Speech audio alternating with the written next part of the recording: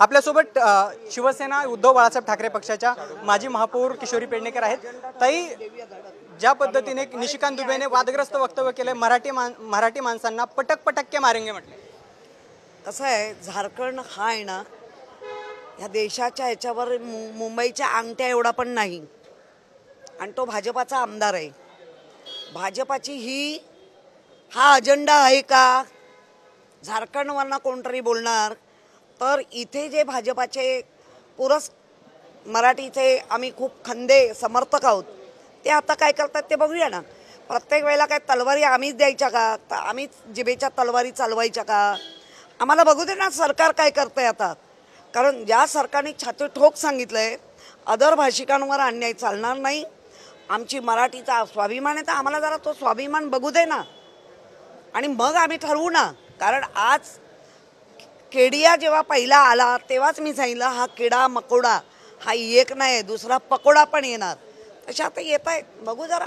एवढंच नाही तर त्यांनी असं पण म्हटलंय की मराठी लोकांना आम्ही पोचतो, आमच्या जीवावर मराठी लोक कमवतात। तेच म्हणायचंय, ज्याच्यामध्ये राज्याचे मुख्यमंत्री सन्माननीय देवेंद्र फडणवीसजी अतिशय तल्लख, हुशार, सगळंच आहे त्यांच्याकडे, सगळं आहे।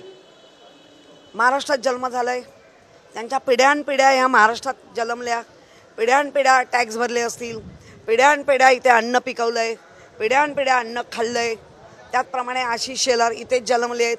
मग आता त्या तलवारी जिभेच्या चालवा आणि पेन चालवा की बघू ना आपण।